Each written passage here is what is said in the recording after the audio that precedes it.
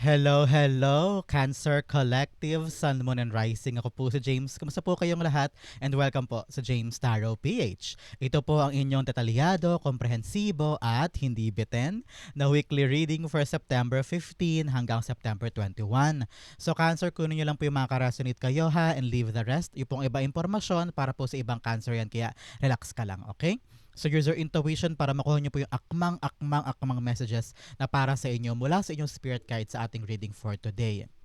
So, thank you again Cancer for all of your donations saka po sa mga hindi nag-i-skip ng ads. Naku, malaking bagay po yan para sa akin every time na meron po tayong free reading for Cancer po dito sa ating channel. So, from the bottom of my heart, thank you again po for not skipping the ads. So, Cancer, ano naghihintay sa inyo ngayong buong September 15 to 21? Inhale. And exhale. At the center of your reading, you have the Star card. Beautiful. In the area of what you want, you have the King of Swords. Yes, yes, yes, yes, yes, yes. In the area of what you need, you have the Page of Swords. Beautiful. In the area of what's affecting your current energy, you have the Ace of Wands. Wow, napakaganda. In the area of your near future, you have the Tower card. Yes, things are changing for the better. In the area of your challenge for the week, you have the Knight of Swords. In the area of your fortune, you have the Page of Cups. Beautiful, beautiful. In the area of your divine messages, you have the Eight of Swords. Lovely. At ang outcome of for the week, Cancer, ito yan mamaya, sabay-sabay natin siyang bubuksan at the end of our reading. But first, ano mo na lingering energy in your background? You have the Temperance card. Okay, Cancer, narinig ko sabi ng spirit guides mo, huy, manalig ka naman, maniwala ka naman. Sabi dito, continue believing in your manifestation. And meron ka daw prayer Talagang tugma yung background energy sa yung core energy for the week. It's all about you believing in the power of your prayers and standing by those prayer. Parang meron kasi sa inyo parang may dinasal, may hinihiling, may inaasikaso, pero parang nawawalan ka na ng amor, nawawalan ka na ng gana, nawawalan ka na ng pag-asa. Pero itong reading na ito, mukhang talaga nakatadhana itong makita mo to give you hope, to give you energy, and talagang stamina to really continue and fight and create something na matagal mo nang hinihiling at gustong makuha. Nakita ko rito with the Temperance card, what I'm hearing is the word divine timing. Sabi ng spirit guides mo, now is the right time for you to believe and to manifest and to trust God's plans for you. Okay? Nakita ko rito na He is working hard to give you what you need. Kaya lang yun, kailangan daw aligned ang lahat sa mga ginagawa mo. Kung meron ka daw mga bagay na hindi nakukuha, tapos o kaya feeling mo, ginawa ko naman na lahat pero bakit hindi ko maabot-abot o bakit hindi matapos-tapos? Because divine timing is at play in your life. Para ipagkakaloob daw sa'yo at the right time, at the right timing. Pero ngayon, sabi niya, pasensya ang iyong tiyaga. Pasensya ang iyong kailangan para makuha mo talaga yung outcome na gusto mo. Yung tiyaga ang makukuha mo with pasensya. Nakita ko rito na, ano sinabi ko kanina? Pasensya ang iyong tiyaga. Pasensya at ang tiyaga ang inyong armas for the week. Sabi rito, huwag mo daw i-shortcut ang isang bagay. Kasi parang protektado ka naman daw. Archangel Michael is here telling you, yes, guided kita, hawak kita, hindi mo kailangan mamroblema, hindi mo kailangan magtaka, hindi mo kailangan questionin yung ginagawa ni God. Ngayon, cultivate daw the time to balance things out. Dapat balance lang. Kung may ginagawa kang ito, dapat yung iba ginagawa mo din. Hindi ka lang nakatutok sa isang bagay. Dapat lahat yan ay nabibigyan mo ng tamang oras at tamang atensyon. And also cultivate a time to have a peaceful, harmonious relationship with everybody. Kung naapektuhan ng emosyon mo sa sobrang pagkapikon, pagkainis sa isang bagay, sabi rito, relax, hinga ka lang. Kasi darating din tayo dyan. Yun na rin ko, darating din tayo dyan. Ngayon, kailangan mo magpasensya sa mga bagay-bagay. Lalo higit sa iyong mga karelasyon, sa iyong inaasikaso sa trabaho, some of you para may papeles na pabalik-balik na o meron kang inaasikaso back and forth and you feel like kailan ba ito matapos, may katapusan yan. Pero ngayon, do your diligent work on accomplishing it. Okay?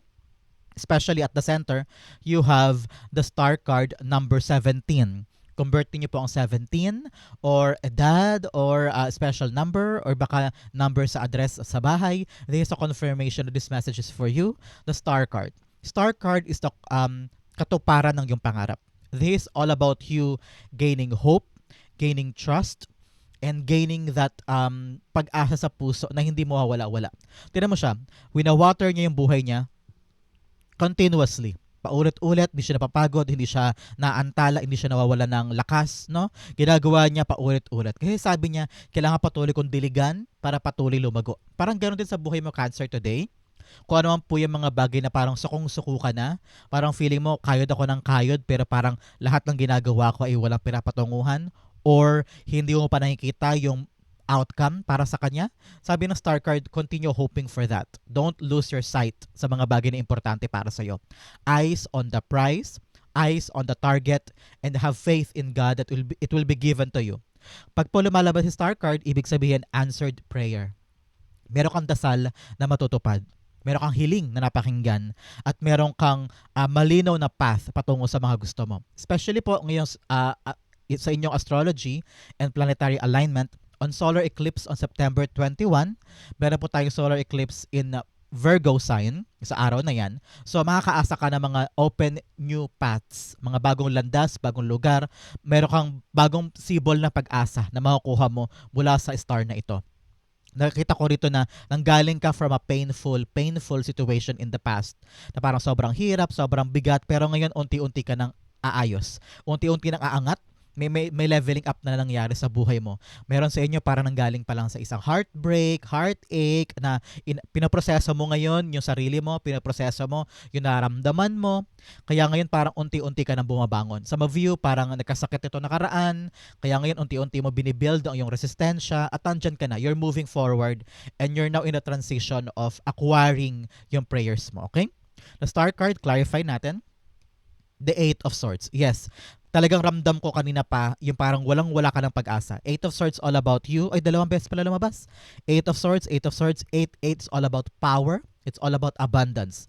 So sinasabi dito na pakawalan mo na yung negatibo mong iniisip, kasi may abundance ka naman paparating. Meron kang maunlad o mayabong naman ang buhay mo eh. It's all about appreciating what you have and using what you have sa iyong advantage. Halimbawa, sa bahay mo, yung garahe mo, pwede mo i-turn yan as a karinderya.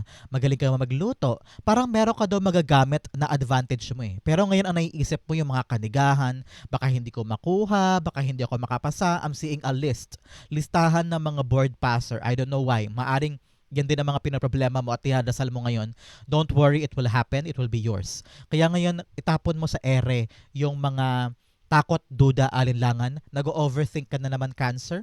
Some of you nag-overanalyze. Sometimes, simplihan mo lang. Gawin mo lang yung makakaya mo. Kung ano yung the best mo, yun na yun. Pero, iko-control mo pa yung outcome.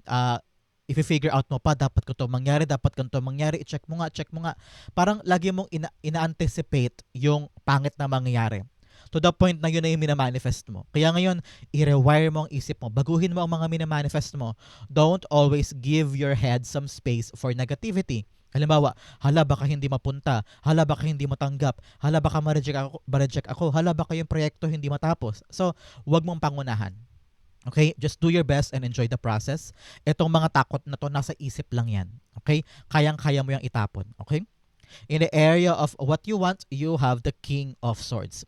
Si King of Swords, sinasabi rito na you want things to be done. Gusto mo nang matapos, gusto mo nang maayos, gusto mo nang magawa, gusto mo nang ma-elevate, gusto mo nang makita yung changes and also yung outcome. No? Pero dito, pinapayuhan ka ng spirit cards mo to really think this through. Huwag ka magmamadali. Porke alam mo na gagawin, porke naiintindihan mo na agad-agad, dire-diretso ka na. No? Sabi dito, kalma lang. One step at a time tayo. Okay, one step at a time. Ito yung punto sa buhay mo na sit down, relax. Especially po sa solar eclipse. Naku, maraming mangyayari sa solar eclipse. Whether clarity or kaguluhan sa paligid. Maraming mga tao ang medyo matalas ang dila at madaling mapikon, madaling mainis, at madaling magbunga nga. Yan pong epekto ng eclipse sa atin all throughout this season. Pero nakita ko dito, your solar eclipse can impact your communication. Pati po yung inyong educational and local areas. Yung inyong mga bagay tungkol sa pagkatuto, pag-aaral, pagiging mabusisi, pagkikipag-ugnayan sa ibang tao. No, ito rin magbubukas din po ng mga pintuan for intellectual and communicative aspects po ng buhay nyo. Ibig sabihin, yung mga bagay na kayang-kaya mong gawin na pag-uusap, kung trabaho mo ay communication-based, nagbebenta ka, nagtuturo ka, nag-training ka, meron kang vlogging, no? It's all about talking and communicating with others. Talagang ngayon, kailangan talaga i-cultivate mo yung time mo na mag-isip daw muna bago kumilos. Something like that, Cancer. Alam ko na medyo ano ka ngayon, palaban ka ngayon at you want things to be done. Ayoko na ng gulo-gulo, ayoko na ng laro-laro. Gusto ko matapos na to, harapin ko na to para once and for all maka-move on na ako. Something like that. Pero ngayon, kailangan talaga ng tiyaga eh. Parang narinig ko sa spirit guides mo, alam mo, Cancer, huy, wag mo madaliin. Wag mo i-rush. Kasi pag nirarush daw, parang sabi, lalo daw magiging magulo pag nirarush mo. Halimbawa, meron kang hinihintay na papeles, meron kang hinihintay na tawag, o meron kang inaasikaso ngayon na project or mga endeavor na sabi mo, kailangan ko na ito matapos, pagod na ako, ipasa mo na yan, okay na yan. Pero kakaganon mo, baka mamaya doon pa mag-ugat yung panibagong problema. Kaya ngayon, take your time, buhisiin, tignang mabuti, basahin, especially po in your eclipse season, medyo marami ka talagang dapat tignang mabuti para klaro sa'yo, okay? King of Swords is being clarified by the Seven of Cups, yes. Confusion, confusion, confusion. Either marami kang mga choices or marami kang options na gusto mong gawin this time. Whether in your job, in your next move, in your career path, or mga bagay na gusto mong gawin mula ngayon. Nakita ko yung parang, alin dito? Ito ba? Mas maganda ata yun. Ay, wag na lang ito na lang. Ay, hindi. Parang hindi yan bagay sa akin. Dito na lang. Hindi, sabi ni nanay, bawal daw dyan. Ito na lang. Ay, sabi ni tita, pangit daw dyan. Dito kaya. So, marami kang confusion because a lot of people in your life are giving you advices. Some of them maganda, some of them nakakatakot, some of them parang, oy, caution, warning, wag ka dyan. So, parang ikaw, sobrang pag-iingat mo din, hindi mo na alam kung ano yung best big option. Kaya importante talaga ngayon, Cancer, don't make a rush move. Pag-isipan mo muna, ha?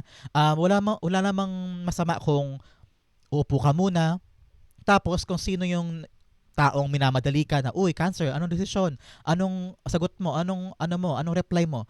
Sometimes tell them, teka, pag-iisipan ko muna. Hindi man guguho ang mundo pag hindi ko yan nasagot agad-agad. Let me think, okay? Use that this week. Pag meron nagmamadali sa'yo, bigyan mo sila ng oras na pag nilay-nilayan mo muna para hindi ka magkamali, okay? Napakaganda for you. In the area of what you need, you have the Page of Swords. Page of Swords all about you being curious, okay? Nakita ko rito, dapat daw matanong ka. Huwag ka matakot maging matanong. Sabi nga nung ad sa isang, yung pharmaceutical company na huwag mahiyang magtanong kay Coco Martin. Sabi niya, tama yon. Sa buhay mo rin yon. Kung meron ka mga bagay na hindi naiintindihan, itanong mo. Huwag ka mahiya. Huwag mo isipin na baka isipin nila bobo ako, baka isipin nila mahina ako, mahina comprehension ko, or mabagal ako makaintindi. Okay lang yun. At least ako nga minsan, tatanong ko pa rin, ano po yan? Para hindi ako magkamali at para hindi ako mahulog sa isang sitwasyon na sa huli paghihisihan ko. Parang ganyan. So ngayon, ask questions if you must. Okay? If you must. And especially po, itong eclipse season, paulit-ulit ko sinasabi, because this is really about clarity and confirming things dahil maraming mga bagay sa atin ang hindi malinaw, no? Especially po ngayon pinapayuhan ka to review your contracts, no? Review any paperworks na pinipirmahan mo, na inaasikaso mo, legal documents, kung kinakailangan mo daw ng expert na legal. Halimbawa, ang inaasikaso mo ay legal document tungkol sa lupa, maghanap ka ng abogado na magbibigay sa iyo ng tamang payo about sa lupa. Kung yan man ay paperworks about going to Japan, find someone in an agency or may kinalaman sa mga OFW na magbibigay sa iyo ng maganda at konkretong payo tungkol sa mga papers mo. Kailangan nagkatanong ka daw ng paperworks mo, dokumento, kontrata, doon sa talagang maalam. Hindi pwedeng kani-kanino lang, Cancer, okay? Make sure na expert talaga siya dyan para mabigyan kanya ng tamang advice. Narinig ko din, kung meron kang kontratang pipirmahan ngayong linggong ito, basahing mabuti hanggang sa pinakadulo, hanggang sa pinakamaliliit. Alam ko excited ka na pag pipirma ka ng kontrata, pipirma ka ng payslip or ng loan, something documents. Alam ko super excited ka kasi makukuha mo na yung pera at matatapos na yung hinihintay mo. Pero sometimes contracts and documents, minsan mapaniil yan. Parang kinakadena yan. Hindi mo alam, minapirmahan ka palang dokumento na ay for the 5 years pa palang epekto, something like that. So ngayon, mas maganda nang alam mo lahat ng pinapasok mo. So read, research, magtanong, at kung talagang hindi mo pa rin maintindihan kahit binasa mo na at tinanong mo na, find someone na makakatulong sa iyo para ipaunawa sa iyo kung ano yung pinapasok mo tungkol sa mga papeles na yan. Okay? Ace of Swords is being clarified by, I don't know why, narinig ko rin dito, get out of any GC na puro chismis. Oh, may GC ka ba, Cancer, na parang puro doon, puro chismisan about the boss, about co-worker, merong mga GC about chismis sa kumpanya. Naku, umalis ka dyan, baka mahawa ka pa sa mga posibilidad na mag-come out, especially po this eclipse season, marami mga katotohanan na lalabas. Kaya kung yung GC na yan, na member ka, na nakikinig ka lang naman, nagbabasa ka lang, pero baka madamay ka kung sakaling mag-come out in the open yung mga sekreto dyan. So, stay away from drama, okay? Page of Swords, Ace of Cups. Yes, your heart. Alam ko, super saya mo, super na-overwhelm ka sa pagdating ng good news na ito because Page of Swords po ay good news about something, whether sa trabaho, sa negosyo, sa kontrata, o sa pinipilahan mo, nabuo na, kompleto na. And talagang alam ko sobrang saya mo at halo-halong emosyon. Sa pagod, sa bilis, sa parang at last, tapos na nandyan na, ay, pirmahan na, makukuha ko na. Pero sa kabila nun, baka ma-overwhelm ka sa sobrang saya, makalimutan mo ng tignang mabuti yung mga dapat tignang mabuti. Maging metikuloso ka ngayon at huwag kang papadala sa emosyon mo, okay? Napaka-importanting payo sa'yo. In the area of what's affecting your current energy, you have the Ace of Wands. Yes, makakaasa po kayo na meron kayong bagong mga paths opening up. Bagong mga landas, path, bagong mga endeavor o ruta, bigla-bigla. This week, merong mag-aalok siguro sa'yo ng bagong trabaho, merong magbibigay sa'yo ng magandang oportunidad, o parang out of nowhere, biglang, sige po, pwede ako ngayong araw na to. So, magugulat ka na lang, there's something new that will give you hope. Na parang, ay, okay pa pala ako, kaya ko pa, may maibubunga pa. Kaya, continue working. Don't stop. Don't mind yung mga bagay o mga tao sa paligid mo na lalong pinapahina ang iyong puso, ang iyong pag-asa. Kaya ngayon, yung mga mapaniil, yung mga toxicity na sinasabi mo rin sa sarili mo, kailangan itapon mo yan. Believe, and it will be yours. Diba? Napakaganda niyan. Ace of Wands, pinapayuhan ka rin dito na sabi ng spirit guides mo, uy, kailangan makabago ang atake natin, Cancer. Hindi pwedeng kung ano yung luma mong ginagawa, ayun ulit ang ginagawa mo ngayon. Siguro mapapansin mo, teka, parang dati naman okay pa to. Bakit ngayon parang hirap na hirap ako? Ibig sabihin, you have to relearn things. Kaya, meron talagang Page of Swords here telling you kung meron mga bagay na parang outdated na o kailangan nang i-update, na sabi mo, kailangan ko na mag-keep up with the times kasi yung dati kong ginagawa parang hindi na swak hindi na ubre. So ngayon, walang masama sa pag-research o pag-aaral ulit. Maghanap ka ng mga alternatibong paraan para sa panahon ngayon, maging tugma yung mga iniisip mo sa magiging outcome. Okay? Out with the old, in with the new. Mga bagong bagay, oportunidad, bagong idea, bagong plano, bagong atake, bagong diskarte. Okay? Ace of Wands. The Emperor card, yes. Emperor card's all about also being brave enough to execute that plan. Some of us may plano, some of us merong idea, some of us may gustong gawin, pero hanggang plano lang yun, hanggang isip lamang. Marami sa atin ang tumatanda na hindi nagagawa yung mga pangarap natin. And then we'll realize it's too late. Kasi matanda na tayo, hindi na tayo makakapunta doon. Yung edad natin hindi na swak doon sa required. So sabi mo, sayang. Dahil pala naging matapang ako before in executing that plan. So ngayon, you're being advised and encouraged by your spirit guides, Cancer, to really cultivate the time to be brave enough. Maging matapang na ilaban yung mga idea mo, plano mo, yung mga gusto mo. Kasi maaaring ito na yung chance mo to change your life for the better. Here, in your near future, you have the Tower card. Future, it is changing for the better. Kaya talaga ngayon, kung aalisin mo lang to mga confusion mo, yung mga panliliit mo sa sarili mo, yung katakutan mo na pagpasa o paggawa o pag-develop ng mga bagay na maganda naman sana, pero ang kalaban mo talaga sarili mo eh. May takot ka, may alinlangan ka, may duda ka, no? Kaya ngayon parang minsan gusto mo nang sumuko, gusto mo nang bitawan, gusto mo nang sabi mo, tama na to, pagod na ako, di ko na alam gagawin ko. Pero if you just really believe in your prayer, if you believe in what you really want, makukuha mo yan sa hulit-huli. At talagang dito, things will change for the better para sa'yo. Diyan nakuha mo yung mga bagay na gusto mo. Pero here, pinapayuhan rin po kayo ng spirit guides mo this time. Mars is entering your 4th house. Yung 4th house mo, it's all about your home. No? So panahon na para po asikasuhin yung mga home-related activities. Halimbawa, meron kang may repair ka sa bahay, meron kang decluttering, baka balak mo na maglinis, ayusin yung mga dapat ayusin, itapon yung mga dapat itapon para makahinga na yung bahay, yung pakiramdam, yung atmosphere, yung frequency sa loob ng bahay. At kung meron ka rin pong renovation, Baka ito na yung panahon para simulan na yan, gawin na yan, para magkaroon na ng katapusan yung problema sa bahay. Nakita ko rin yan. So that ma-build mo ng maayos yung iyong home life. Nakita ko rin na things needs to change, sabi ng spirit guides mo. Ang kwento po ni Tower card, parang si God ang nag-strike ng lightning sa tower. Siya ang sumira sa tower because sabi niya, kailangan na baguhin yan kasi ikaw mismo ayaw magbago. So ngayon, pinapaalalahanan ka na kung meron ka mga dapat baguhin, simulan na. Kung meron ka mga bagay na dapat itama, itama mo na. Kaysa naman si God pa ang mag-struck at siya pa ang gumawa ng paraan para baguhin. So ngayon, tignan mo na yung bahay mo, yung kwarto mo, alin dyan ang dapat mo nang asikasuhin na noon mo pa dapat ginawa pero iniisang tabi mo, sabi mo next time na, next time na, next time na. So ngayon, time na for you to really think about that and see about that, okay?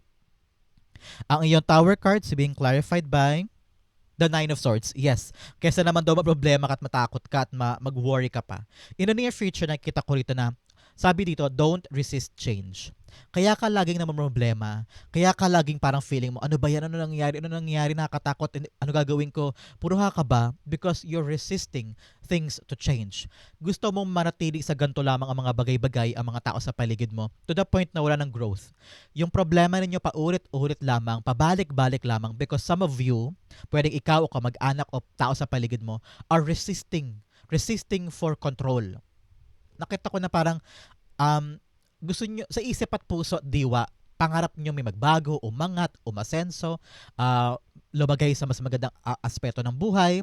Pero ano ba yung konkretong ginagawa ninyo para sa changes na yan? Kasi parang puro ka nega. Parang iniisip mo agad, ay baka matalo, baka mauwi sa wala, baka mapunta sa ganito, baka masayang lang yung aasikasuhin ko. So, kung rejection agad ang iisipin mo bago yung katuparan ng pangarap, talagang walang growth. But because here, God is telling you, growth is inevitable. Kailangan tanggalin yung dapat tanggalin para pumasok yung dapat pumasok. Kaya, huwag kang mag-alala. Okay? Kasi nakikita ko rito, hindi naman siya nega, hindi naman siya pangit, hindi naman siya drastic, hindi naman siya mapanakit. No? Kailangan mo lang talaga ma-realize daw, Cancer, kung ano yung mga bagay na hindi na importante para sa'yo para makapag-focus ka na at mabuo mo na yung karapat-dapat. Okay? In the area of your challenge for the week, unang-una, you have a personal issue reaches resolution. Yes, meron ka daw mga personal na mga issue, drama, conflict na matatapos na. Kaya ngayon, cultivate the time to be at peace ha, yung katahimikan ng puso mo, kagalakan ng puso, wag puro drama, wag puro away-away. Kaya kung meron mga GC talaga, sabi ko sa inyo, iwasan mo na para iwas drama ka din, hindi ka mahawa sa kanila. Another message, you have bring love into the situation. Yes, may mga bahay ka daw ginagawa this time na kung pagod na pagod ka na at parang feeling mo stuck ka na at wala ka ng pag-asa doon sa tinatamasa mo o gusto mong matamasa. Sabi rito, gaano ba kamahal yan? Especially here with the Ace of Cups. Pagmamahal will give you the boost to fight for the things na gustong-gusto mo ngayon. Ngayon, nakita ko yung talagang pag-upos o pagbaba, pag-deteriorate ba ng pag-asa sa puso mo o lakas ng loob na lumaban pa. Pero tanongin mo daw sarili mo this time. Sige, kausapin kita, Cancer. Tanong ng spirit guides mo. Mahal mo ba yan? Importante ba sa'yo yung ginagawa mo? Kahit mahirap, kahit matagal na, kahit parang pagod na pagod ka na, bakit mo siya mahal? Dahil ba para sa mga anak, para sa magulang mo, para makaipon ka ba? Para ba makabayad sa utang? Ano yung dahilan? Pag nalaman mo yung dahilan, lalakas ang loob mo, mamahalin mo yung ginagawa mo kasi kailangan, kasi mahalaga, kasi importante, kasi alam mo ito yung magtutulay sa'yo sa bagong estado ng buhay mo. Kaya ngayon, put love in your situation para hindi ka mawalan ng pag-asa at kumapit ka pa dun sa hope na darating siya. Okay? In your challenge for the week, you have the Knight of Swords. Huwag padalos-dalos. Yun narinig ko dito. Sabi ko nga kanina, learn to read fine prints. Kung ano yung mga maliliit na mga salita o mga espasyo o sentences na hindi mo naiintindihan, huwag mo ka basta-bastang mag-skim. Don't skim and scan. Basahing mabuti, intindihing mabuti bago kumilos. Some of you, parang sabi dito, nadadala ka ng emosyon mo, hindi mo na daw pinag-iisipan yung gagawin mo, kaya bigla-bigla susugod ka, o mag-react ka, magkasalita ka, o bigla-bigla ka na lang mag-decide about something na hindi mo malalimang pinag-isipan. So, ang payo sa iyo ngayon, think, and trust the process. Huwag mamadaliin. Be patient. And nakita ko rito, no rush. No rush talaga. Yan ang pinakamalawak mong payo sa reading today. I don't know why. Meron kang pinapaagawa, meron kang inaasikaso sa mo para matapos na lang. Hindi pwedeng para matapos na lang kasi baka mamaya mag-arise doon yung mga bagong problema na mas lalong ikakainit ang ulo mo at mamaya dumagdag pa sa gastusin mo. Kaya kung meron mga dapat asikasuhin, hinga, hinga, hinga, dahan-dahan lang kasi para hindi lumaki pa ang gulo, okay? Knight of Swords, Six of Swords. Yes, kung magadahan-dahan ka daw, dediretso ng maayos ang mga bagay-bagay in its right pace. Okay? Nakita ko rito na yung kaparatagan ng puso mo ay hindi siya manggagaling sa pagmamadali. Hindi porket nakuha mo ng mabilisan ay okay na. Hindi porket natapos mo kaagad ay wala ng problema. Hindi porket naipasa mo agad doon ay wala nang babalik. Maaring may bumalik pa kasi mamaya meron ka nakaligtaan o maling papeles ang naibigay mo o kulang yung dokumentong naipasa mo. Mga ganyan. So make sure na check things first before you move forward. Hindi pwedeng rush to. Hindi ibig sabihin na madali kang matapos magaling ka na o tapos na lahat agad-agad ng like that and people will applaud you. No. Sometimes talaga it will come back eh. So ngayon, cultivate mo yung time na yan ha na mag-relax, relax, relax. Okay? In your fortune, unang-una, you have reaching your destination. Yes, your light is shining brightly. So papunta ka na daw sa katuparan ng inyong mga pangarap. Your light is shining brightly. Yes, tignan mo tong star na to. Sobrang liwanag sa kanya. Siya yung favorite ngayon ng universe. So ngayon, talagang aligned ka dun sa iyong mga gustong makuha. Pero ang tanong, ikaw ba handa ka? Kasi parang may mga duda ka ba, takot eh. So, marami sa atin humihiling ng, sana po Lord, ibigay mo sa akin to. Sana po Lord, ibigay mo yan. Pero handa ka ba na pangalagaan yung ibibigay na yan? Ready ka ba talaga sa responsibility and consequences and obligation na kaakibat ng mga wini-wish mo? Yun ang kailangan mo sagutin. Kasi parang you're super worried, you're super stressed right now. Now, the message you have, ascending the mountain, keep going forward. Yes, ito yun. With a temperance card. Laban lang, buuin mo lang. Kahit gaano kahirap, continue showing up every day.